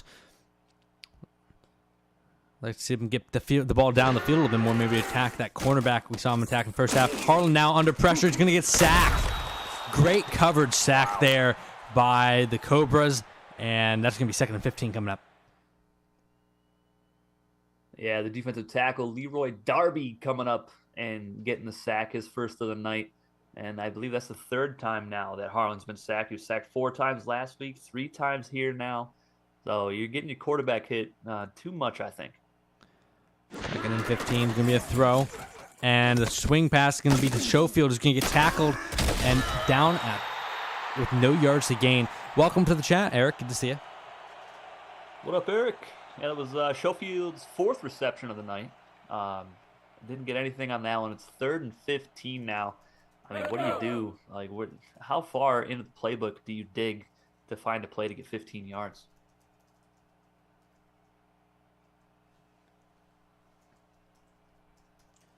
They have some plays to do it. See if they call one of them. Harlan, good protection, throws it left side. It's going to be caught 2 yards short. Man. Nigel Sams had to come back for that one, and he had to, unfortunately, not get past the sticks. Yeah, momentum carried him back behind the marker, but a great catch, great throw. I mean, they threw it right to the sticks there. Man, that's a tough break for the Jays. Now, we've seen Northwest have that happen to them a couple times here tonight, throwing to Gandalf on some out routes, getting a couple yards shy, but this is a big one as we're going to see Terry Saunders hopefully punt this one away instead of just standing there and getting crushed 20 yards back. But he's been having a good night punting the football. Punt is off and away. Fair catch called for, and that's where the Cobras are going to get the ball, 39-yard line. Yep, and Barr, has to come back out and start finding his guys again. Lance Swift had a fantastic drive a couple drives ago, 4 catches. They ended up getting another touchdown. The touchdown here ties it. You get that. You want to tie it up before the fourth quarter. 1st and 10 now for the Cobras. Zach Barr needs to dig deep and rally his team here, and they need to keep this momentum going. They're going to throw it deep, intercepted on the left side. That's Frederick Falconer. Wow, Falconer with a great play. Look at him jump this route. He knows it's a corner route the whole way. Zach Barr never saw him, and now Barr with 2 interceptions here tonight after not throwing a single one in week 3. 1st and 10 now for the Jays. See if they can capitalize on that mistake from the Cobras. Harlan's going to throw it deep now, and that's going to be caught. Down the middle of the field is Nigel Sams, over 100 yards with that reception. Having a great night, 8 for 109. I believe he has a touchdown as well, their 3rd touchdown that they scored. But look at this route, perfect post route, found the soft spot in the zone, and the DBs are just having such a hard time turning around trying to make plays. That was the free safety Brian Brown out in coverage, just out of position there. Harlan now inside of Cobra territory, looking to get 6 points and extend this lead. He's going to throw it here. Swing pass to the running back to Schofield. And again, Schofield's been a big part of this offense, and a 1st down for Emery Schofield. Man, he's been a beast out of the backfield on these swing routes. That's his 5th reception, I believe. He's got a couple 1st downs out of them now. And look at the block downfield right there by the receiver, I believe it is. Trev Bridges. That's Trev Bridges, the tight end, making a nice play. He's not really catching the ball, but at least he's out there blocking for his pass-catching fullback. You love to see it. We have a lot of those good fullbacks in the league. Love to see it. 1st and 10 now, just outside of the red zone. Harlan's going to throw, steps up, dumps it down to Van, who's going to get a yard, and nothing more. I like the check down, though. He was looking downfield. He had the go route for a split second. Looked like the safety might have got over to help the corner, Elfiage, who's been getting crushed all night. But a decent decision there. Just check it down and get a yard. 2nd and 9 now. Madre, the back. Single high safety look. And Harlan moving around the pocket is going to throw it under pressure and get a 1st down. Nigel Sams on the little under route. Nice play. Man, my goodness gracious. I thought for sure Harlan was going to be sacked here. But did a great job stepping up in the pocket. And his receivers did a great job finally getting open at the end of that. And a great run after the catch from Sams as well. Picking up another 1st down now inside the 15-yard line. 1st and 10 from inside the 20, underneath throw. It's going to be caught. Bridges for 5 yards. And Trev Bridges, I think that's his 2nd catch tonight. Nice little 5-yard pickup. Now they're inside the 10-yard line. About a minute to go in the 3rd quarter. A touchdown would be fantastic for your team if you're the head coach, Dan Short. Inside the 10 now. 9 yards to go for a touchdown. Cobra's defense needs to stand tall if they want to keep their offense in this game. Single high safety look from the defense. Let's see what the offense runs. It's going to be handoff to Madre up the middle. Madre is going to fall forward to the 2. Man, the running backs have been outstanding inside the 10-yard line. Other than that, they can't, get out of the backfield. But Inside the 10-yard line, they are making some plays, and now they're at the 2-yard line. Let's see if they go back to him here. You have 3 chances from the 2-yard line. See what they do. They have 2 receivers and I formation. Zayden Van is the running back. They're going to throw. They're going to look to Van, throw it to the back of the end zone, incomplete. They were trying to get it to Schofield. Yeah, and they hit the back of the helmet of Norman Meyer, the outside linebacker, number 55. He might get credited with a pass deflection here, even though he never saw the football. But I love that they keep going to the fullback, especially in the back of the end zone like that, just expecting him to make a toe tap catch. Would have loved to see it. Would have been great to see a fullback toe tapper. Oh, absolutely. That'd be on the highlight reel for sure. 2nd and goal from the 2. See what they draw up. It's going to be a single back this time with Madre back there instead of Van. They're going to go to Madre up the middle. Madre is going to get a touchdown, his 2nd of the day. Oh, my goodness. Marcus Madre's got about 1 yard rushing on the night. 2 touchdowns, though. And Northeast continues their scoring ways as they're about to have 31 here tonight. My goodness, what a performance from this team. Dan Short galvanizing this squad, and they are setting up in a great way. So they have 15 seconds to go in the 3rd quarter, and now they're about to be up 31-17. Goodness gracious. I mean, if you're the Cobras, you got to come out firing next drive out. I mean, if you're Barr, you want your coach to just call some deep routes just the whole way downfield. Northeast, 11 minutes and 15 seconds away from their first win of the season. And trying to stay alive in the playoff hunt. If we look at the standings right now, at the end of week 3, you got South Central leading the country at 3-0. You got International behind them. International, you got a little logjam of 2-1. International, Southeast, Southwest, and Pacific all at 2-1. Cobras all by themselves at 1-2, and then the Jays and the Eagles at 0-3. You can see that is separating very quickly. You're going to want to get some wins soon if you are the Jays and the Eagles, if you want to have a chance down the stretch. Because remember, only 4 teams make it. So at this point, if the playoffs started today, the Pirates, Cobras, Jays, and Eagles would be out. Yeah, there's no matter what happens at the end of the season, there's going to be 1, maybe 2 pretty good teams that are going to be left out of the playoffs. But so far, the Eagles have definitely been the worst team. I'd like to see them come out firing. Just somebody light a fire under them this week. Barr throws it deep, and it's going to be caught wide open down the middle is Matthew Gandalf. Yeah, I'm not sure what happened. I think that was Rob Moline out in coverage. I'm not sure if the corner was supposed to follow him or not, but Gandalf just all by himself. And that is going to take us to the 4th quarter, partner. Get your 4s up in the chat. We are headed to the 4th quarter with the Jays lead 31-17. Still plenty of game left. You never know what could happen here. Just 2 scores. We saw how quickly Northwest was able to get 2 touchdowns before. And I'm sure they'll have no problem trying to do it again. Don't forget to slap that like button, subscribe, join the Discord, all the things. Do it. Barr going to take the snap, throw it deep in. It's going to be tipped away. What a play by the linebacker. Yeah, that was 55 for the Jays. That was Dennis Kennard, the middle linebacker. He just saved a touchdown because that man was streaking down the middle. I believe it was Lance Swift. Put some clothes on there.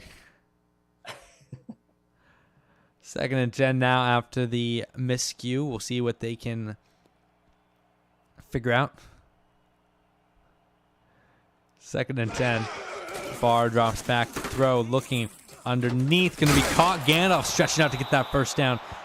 Eric saying in the chat, playoffs? Playoffs? Don't talk about playoffs. Just hope we win a game. Hey, the Jays are trying, man. They're really giving it their all here tonight. I really should put that as a button on the stream so that some of those great quotes. Oh my goodness, that'd be great. One of the all-time interviews. 1st down and 10 for the Cobras. Barr gonna throw the swing route. Great block from Macbeth to spring that one from a 1st down. Wow.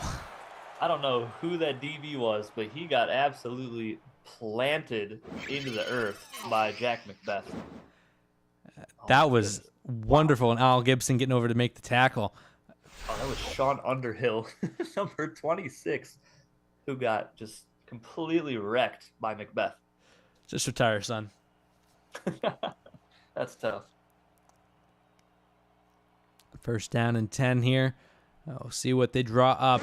They're going to hand it to Frank, who's going to get tackled for a loss of 3 in the backfield. Who else? It's Alonzo Armstrong. Wow. Yeah, Armstrong has been just so fantastic for this defense from that outside linebacker spot. Just making play after play. Last week he was phenomenal. This week, again, coming up and just nice tackle for a loss of 3 on that one. 2nd and 13.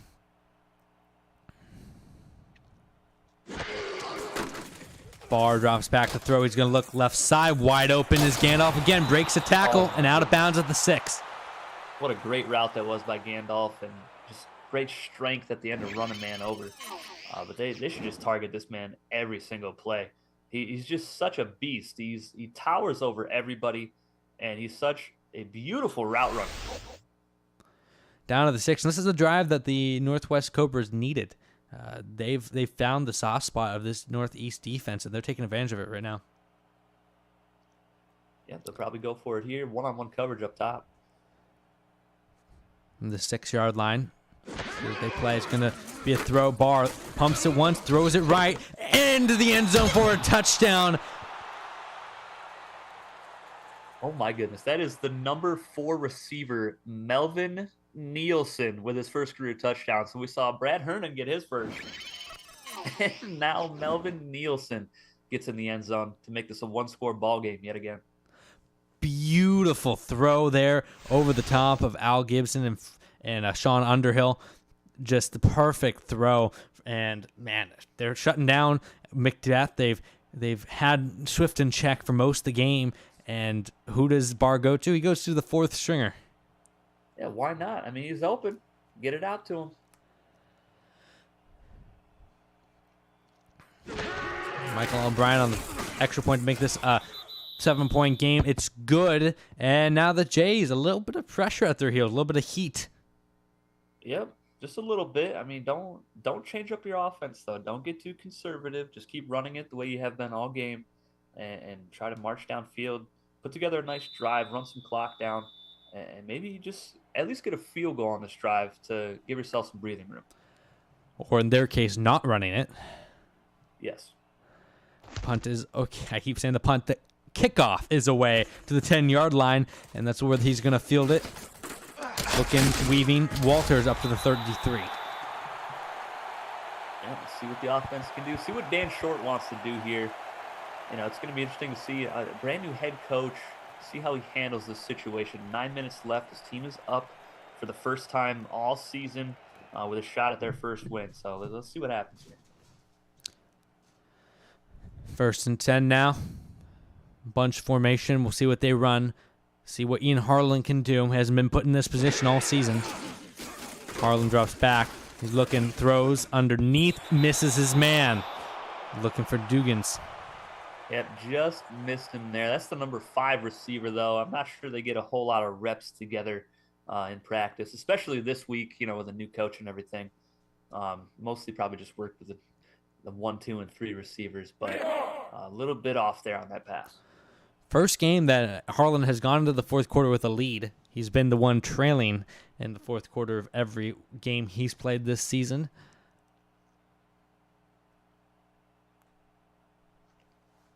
And changing something at the line, see what he can do. Got to have those nerves of steel. Harlan throws out route, going to be complete. And turning upfield for a first down is number 86, Brian Walters. Yeah, Walters with some great acceleration there. Looks like his momentum was going to carry him out of bounds. He was able to catch that, turn it upfield. And again, we see Anton Elfiage just having the worst night of his life right now, getting torched left and right by these receivers. 1st and 10. No one in the backfield with Harlan on this play. I wonder if it's going to be a pass. QB draw. Harlan's going to throw it. Surprise, no one left side. Caught! And he misses a tackle, and he's down the sideline. Samms is in the end zone for a touchdown. 56-yard touchdown pass to Nigel Sams. That's going to put him over 150 yards today. I believe 2 touchdowns as well. And Ian Harlan just out here throwing laser beams to his receivers. And again, they now have a 2-touchdown lead. Oh, my goodness. Wow. Why do you go for the dive there if you're the safety? We've seen it in some other leagues. Sorry, Saints fans. But that wasn't anyone. That was Vernon Steele. No, that wasn't. That was Brian Brown, okay. number 29, the free safety. Okay. 36 is the strong safety, Vernon Steele, on the other side of the field. But I won't. I don't care who it is. I won't fillet him alive. You leave your feet, you see defeat. All right, and he just saw it there. He definitely did, and you can hear the crowd here in Northeast. They're very happy about it. Northeast now they're fired up. 38, about to be 38-24. This is over double their highest point total coming into this game. The Cobras' defense has just collapsed. Yeah, their defense is having a rough night. They came into this game with the 6th ranked points against defense, allowing 79 points. This is definitely not helping them against the 8th team in the league, which that's dead last if you guys can count. All right, the 8th team for points 4, which is 45. They get another touchdown here. Northeast is going to double their points on the season. And a 14-point lead with 8:41 to go. We'll see if Zach Barr has any magic up his sleeve. And he's going to start from the 31. Yeah, decent field position again, set up by Don Bates. To see if they just got to protect the football. A quick strike would probably be best here. Keep going to Gandalf. They're having a really hard time covering him. He's just such a big receiver. Really a mismatch for any cornerback, and these cornerbacks aren't the tallest. No, probably the shortest secondary, I think, in all of high school. Northeast gives up the underneath, and that's going to be the fullback, Bobby Williamson, for a gain of 7. Yeah, Bobby Williamson, his first touch of the ball game. Look at the numbers there. Ian Harlan, nearly 400 yards passing. Barr with 235, 3 touchdowns, but 2 interceptions. Really hurting the Cobras' chances in this one as the time ticks down to around 8 minutes here. 2nd and 3 for the Cobras. You got to score kind of quick here. You're not up against the clock, but you need to score somewhat quick. That's not what you needed. No. Halfback draw, not the greatest play call there. That was 55 on the tackle. That's Dennis Kennard. He's having another great game himself at middle linebacker. But now you got to go there for sure here. 3rd and 2. I don't know if Frank can get it. His 2 best runs were just really great blocking. We haven't seen a whole lot of great blocking other than those 2 plays. Single coverage on the top and bottom of the screen. They're going to hand Frank. He's getting tackled in the backfield. Number 95 got back there to trip him up. Yeah, that's Chad Davis, one of the defensive tackles. That's the first time we've called his name tonight.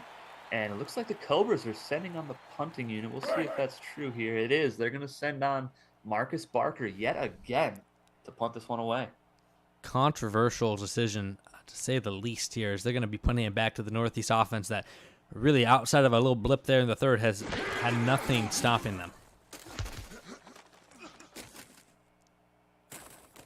Oh, good punt. Great punt there from Barker, and it's going to be 38-yard lines where the Jays are going to pick it up. Brian Walters on the return. Tom Schaefer saying the fullback looks good. Give it to him again.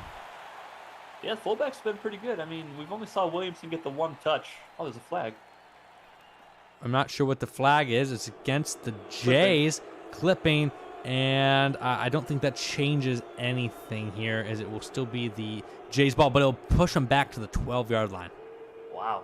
That could be big. I mean, the Cobras, they could get a quick stop here and have pretty decent field position if they get a 3 and out. 1st down and 10. Don't see too many penalties here in high school football.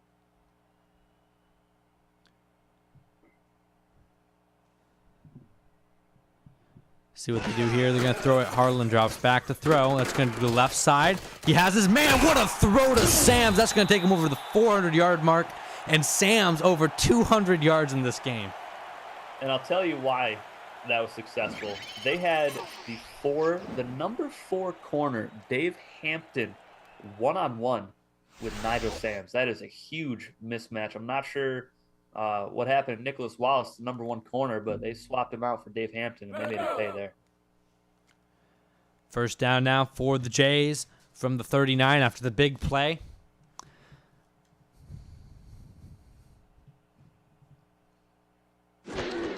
Harlan drops back to throw. He's going to throw it to the fullback, Schofield. Schofield can't break the tackle, only a gain of 3. Yeah, that's his 6th reception, though. That is bonkers for a fullback. You'd love to see it, man. I'm really enjoying seeing these fullbacks out here catching passes tonight. Yeah, I love getting the fullbacks involved. And it's, we have some great fullbacks in the league. Honestly, some of them are better than the running backs. Yeah, that's for sure, especially on the Jays. 2nd and 7. Maybe they're going to start Schofield at running back in the next game. Oh Harlan's going to throw underneath. 2 guys there, but someone gets it. Not quite sure who. And they're going to give him a first down.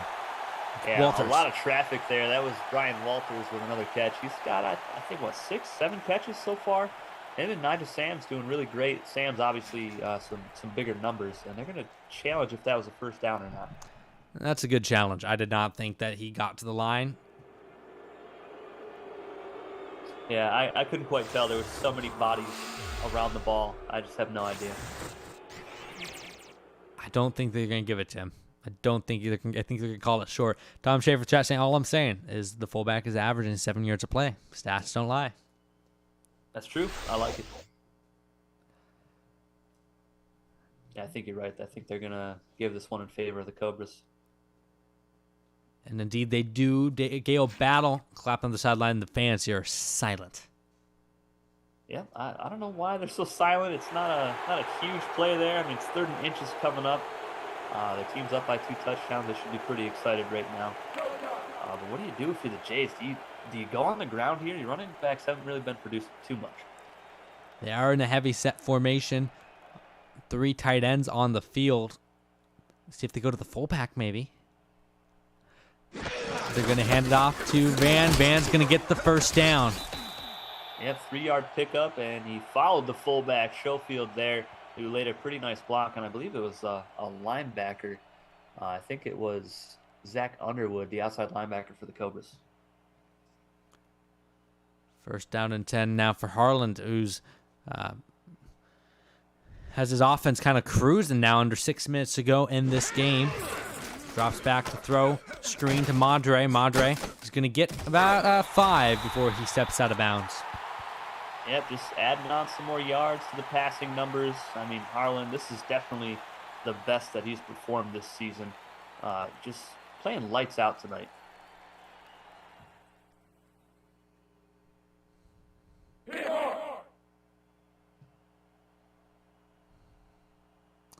Second and 5.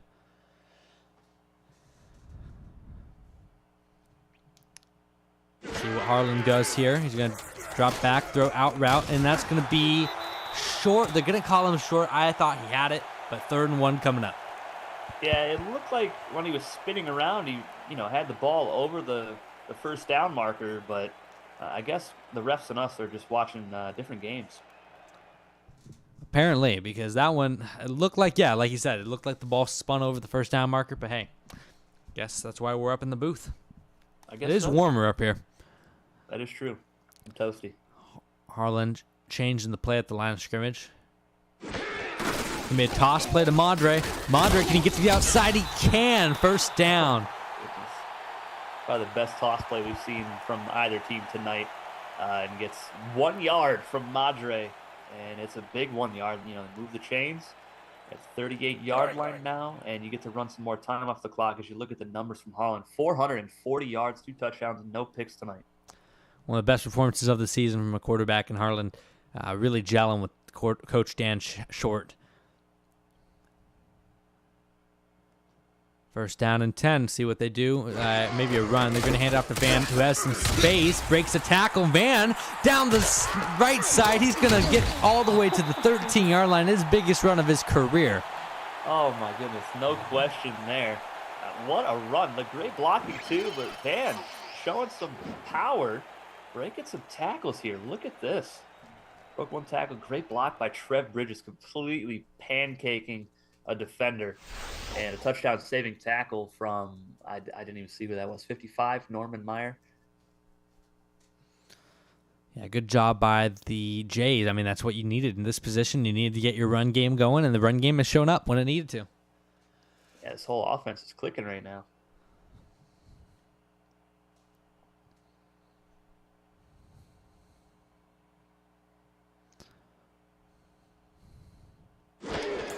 Costa Van. Van's going to get loss of 1. But we do have an injured player on the field for the Cobras. It is Anton Elfage. Maybe he's just so embarrassed he wants to hide. You know, that could be it. You know, he's just faking an injury, maybe trying to get off the field. I mean, he's had a really rough game, and he got absolutely destroyed right there by Johnny Galladay, the number 2 tight end. My goodness.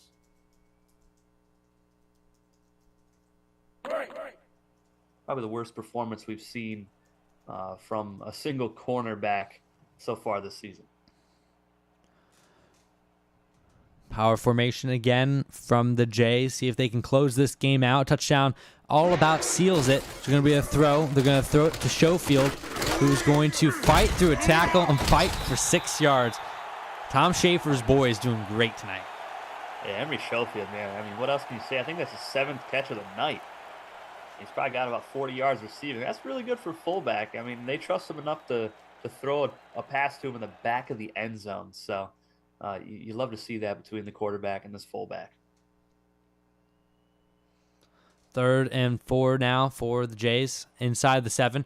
You need to get down to about the 3-yard line to get a first down, but a touchdown would work as well.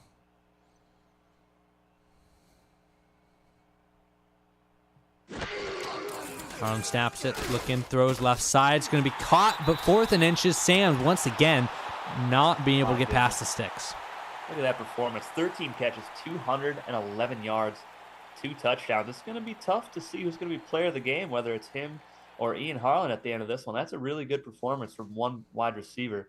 But we're going to see a field goal attempt here from Jonas Stone. And if he makes this, it might put this game out of reach. I don't know. It would be a 3-score game if he does that.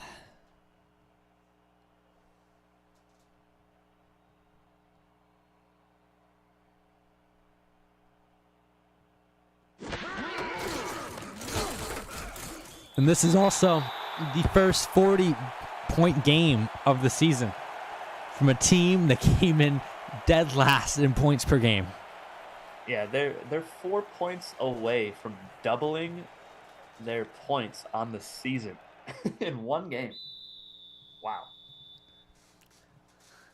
Jack Hunter may be a little bit better at defensive play calling, but boy, does Dan Short know how to galvanize an offense.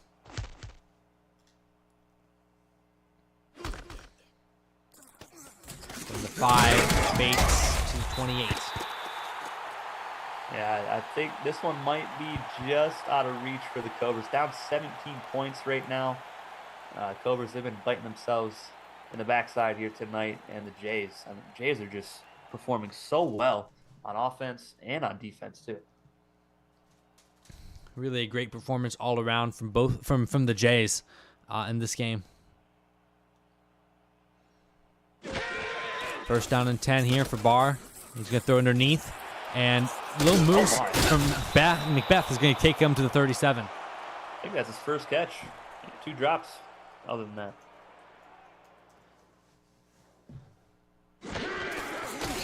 All right, Barr looking to throw it here. Deep shot to Gandalf, wide open, and that's going to be a touchdown for Northwest. There's still a sign of life. What happened to the DB? Oh, my goodness. Let's take a look at this replay, but what a cannon of an arm Zach Barr has. Wow. That is number 22 for the Jays, who just got absolutely torched. And I'm not even seeing a 20. That's Frederick Falconer. So the number 1 corner gets absolutely toasted for the touchdown. Now the Cobras, they're only down by 10 with this extra point. They got all 3 timeouts left. They have the 2-minute warning as well. So, I mean, still, anything could happen. That was a really quick touchdown play. Anything can happen. And what's the Murphy's Law? Anything that can happen will happen. Yeah, that play was insane. Gandalf had like a 15-yard jump on Frederick Falconer. They're going for the onside kick now. It's important onside kick. Yep, gotta have it. See, the cleaning crew has completely given up on allowing us to see the yard markers and stuff. Going to be fielded by the Jays. That is going to make it a little bit harder for this comeback to work. Yeah, York Bass hauled that one in pretty easily for the Jays. Now the Cobras in another tough spot. 2:08 left. They need a quick 3 and out. They're going to have to use the 2-minute warning. They're going to have to burn some timeouts. But if they do get a 3 and out, that will leave them with 1 timeout remaining.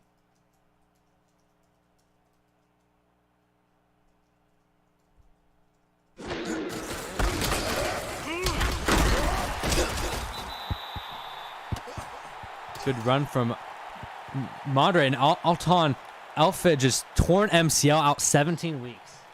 Wow, his season is over, and you hate to see that. You know, he had a great game last week, a really good one, 7 tackles, but tonight was definitely not his night as far as getting torched left and right by several different receivers, but you just hate to see that for a young man. Now we're going to have to see Kenyatta Cumby, number 25, step up into that number 2 corner spot. Yes, Tom Schaefer, Gandalf is a senior. Everyone's a senior. Little power O play from Madre, who outruns his blockers, and he's going to go down. Yep, and that's what the Cobras needed, though.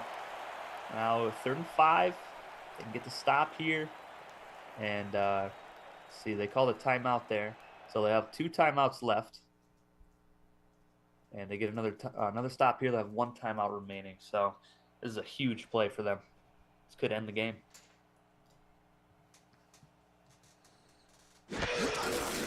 Hand off to Van, who's going to get stopped. Yeah, so huge stop. Now Northwest, only 1 timeout left for them. And I don't think they're in field goal range here. This would be a 49-yard field goal try. But it looks like Jonas Stone is going out onto the field for a field goal try for the Jays. He missed a 40-plus yarder last week. He was 0 for 1, but he does have the leg. Let's see if he can make this one. 49 yards. Scouts better be watching. And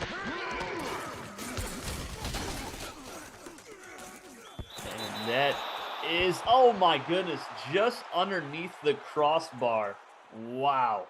That was so close from Jonas Stone. That's a huge stop for this defense of the Cobras, and now they're going to need another quick strike, but look at that. Look at how close that was.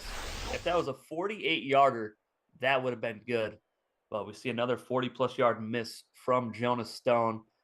You hate to see that for the kicker, but, you know, Zach Barnes' offense of the Cobras ready to take the field again, see if they'll attack Frederick Falconer with Matthew Gandalf yet again at the top of the screen. Little throw to Frank there is going to go for 3 yards. Hurry up, obviously, coming up. Yep, got to score quick. Barr can get hit. Yeah, that was number 70, Ryder Braincroft, the defensive tackle, with immediate pressure up the middle.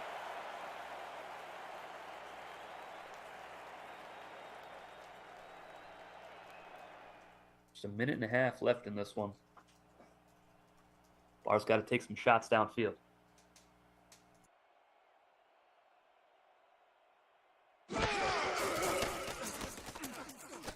Look to throw it over the middle, and nice diving reception. I believe that's Lance Swift, the tight end. No, was that 81?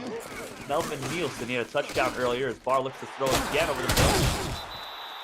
And keeping it going. 2nd down and 5 now.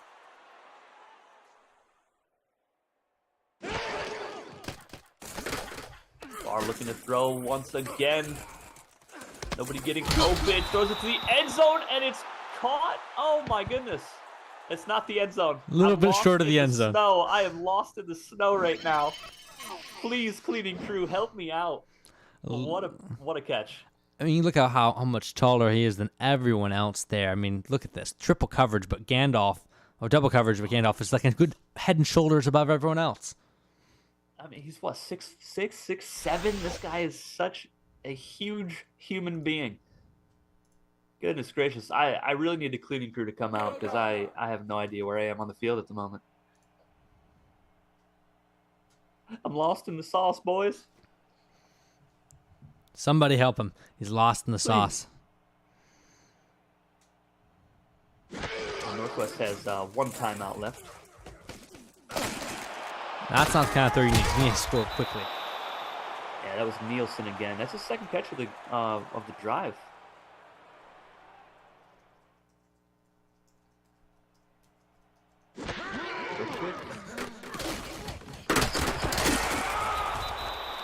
Wow, great tackle at the 1 yard line. That's a huge tackle. And they're going to spike the ball. 30 seconds left. I mean, you almost wonder, I mean, if you're the head coach, maybe kick the field goal here, you know? You don't want to do another play and then not be able to score on it and waste more time.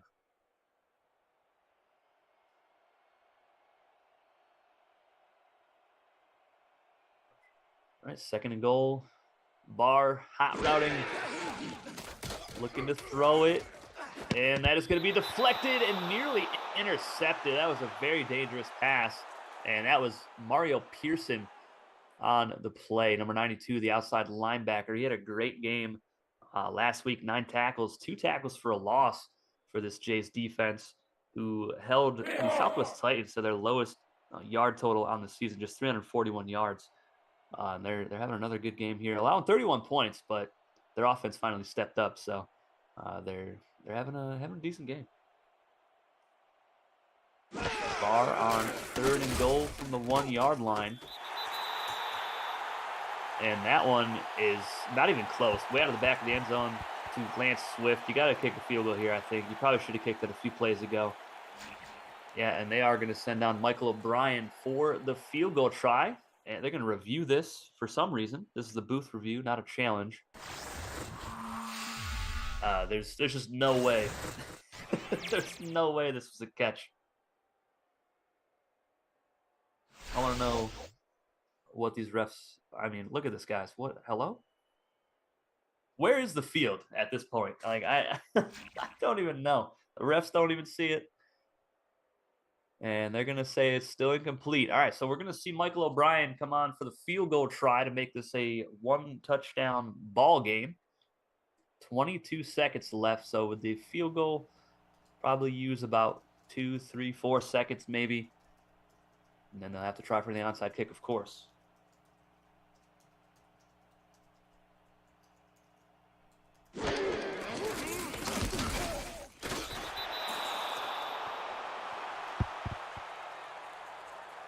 And that was easily good. Just a 17-yard field goal try for O'Brien, who has been fantastic this season.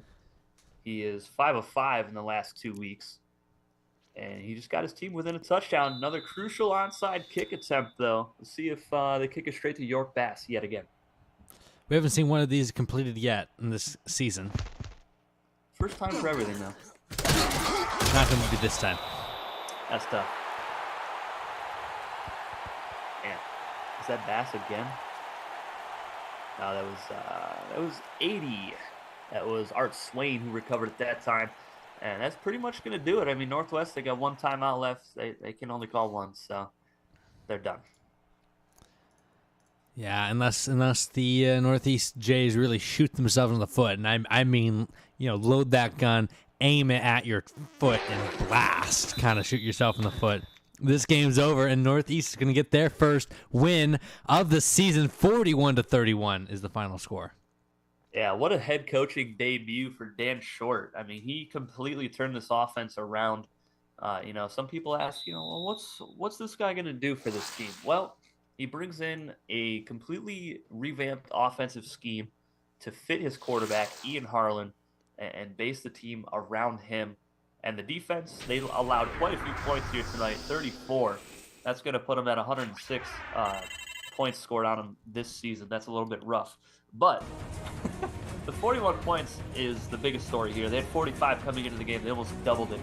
And they got 2 takeaways as well here tonight against the Cobras. So without those turnovers, maybe the Cobras win this one. But like we've said before in previous games, they need to play flawless if they want to win, and they just couldn't do that here tonight. A reaction from a lot of people around the league when Dan Short was hired was, who the hell is Dan Short? I think they know who he is now. Absolutely. Offensive guru. I mean, we saw the other head coach, have this defense performing pretty well. But yeah, they gave up 34 points, but they got some pressure on Barr. They got a sack or two, I believe, and 2 interceptions. So the defense is still performing pretty well here.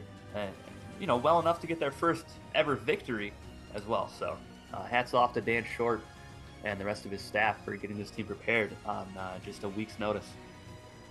And that's going to keep the Jays alive in the playoffs, albeit, they're a little bit on life support, but that win's important. Now you go off to South Central, and you got to win that game. The game's coming up next week for these two teams. Jays go to South Central to play them. Cobras have to travel to play the Eagles. So both these teams need to win next week. Yeah, absolutely. I mean, the Lions, they have the game of the week this week. They're going to be taking on, who are they taking on? The Titans? Yes. Yeah, I believe it's Titans on Thursday night, prime time football on the channel. That's going to be a great game, I think. The games before that, we have the Eagles and who is it? The Pirates, and then the Raiders and the Comets. So definitely some good games on tap this week. I'm looking forward to our doubleheader on Tuesday. Tomorrow night should be some fun ones. But this was a fantastic performance from the Jays here tonight. Really love to see Ian Harlan come out and play to his full potential. That's what Dan Short did tonight. He brought out Ian Harlan's full potential, and he threw 444 yards, 2 touchdowns, no picks tonight. And player of the game will be Nigel Sams. Yeah, controversial. I knew that's tough because that is a fantastic performance from a wide receiver. It's really tough for them to not give it to him. 13 catches, 211 yards, 2 touchdowns. I mean, he had like 7 first downs as well on these catches. Lights out performance from him. Maybe if Harlan spread the ball out more, got a couple more touchdowns to other receivers, he would have got it here tonight. But fantastic performance from Sams and Ian Harlan tonight. It's going to do it from here, from the HCU studios. I'm Hammer. He's Cline. Welcome. If you're new, subscribe, hit the like, join the Discord, link in the subscription, and join us on the HCU Universe adventure. We hope you had a good night. Take it easy, guys.